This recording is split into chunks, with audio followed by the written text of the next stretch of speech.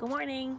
So I am going to read the second chapter of the A to Z Mysteries, The Absent Author, concentrating on the letter. That's right, A. And A says, very good. So we did chapter 1 yesterday. We're going to do chapter 2 today. Chapter 2. Dink raced into the book nook. Josh and Ruth Rose were right behind him. They found 3 seats behind Tommy, Toko, and Eddie Carini. Dink plopped his pack on the floor. The clock over the cash register said 3 minutes after 11. "Where is he?" Dink whispered to Tomko. Tommy turned around. "Beats me, he's not here yet, and Mr. Paskey looks a little worried."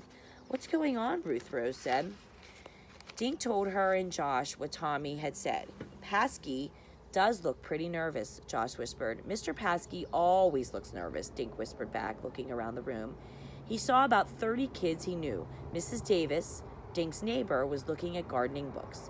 Dink checked out the other grown-ups in the store. None of them looked like a famous mystery writer. Mr. Paskey stood up.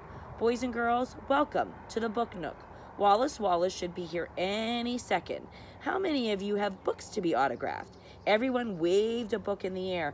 "Wonderful! I'm sure Wallace will be happy to know that Greenlawn is a reading town."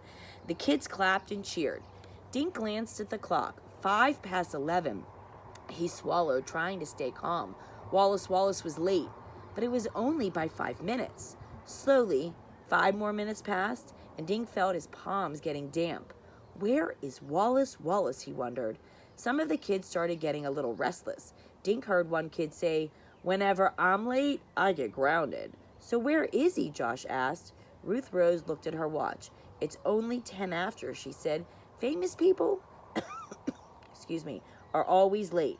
Now Dink stared at the clock. The big hand jerked forward, paused, and then wobbled forward again. At 11:15, Mr. Paskey stood up again. "I don't understand why Wallace is late," he said. Dink noticed that his bald head was shiny with sweat. His bow tie was getting a workout. Mr. Paskey smiled bravely, but his eyes were blinking like crazy through his thick glasses. "Shall we give him a few more minutes?" The crowd grumbled, but no one really wanted to go anywhere. Ruth Rose started to read her book. Josh opened his sketch pad and began drawing Mr. Paskey, and Dink turned and stared at the door. He mentally ordered Wallace to walk through it. "You have to come," he thought. There's a picture.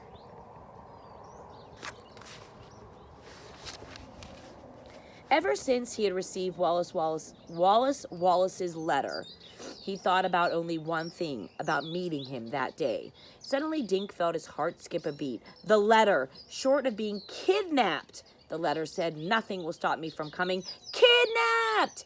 Dink shook himself. Of course, Wallace hadn't been kidnapped.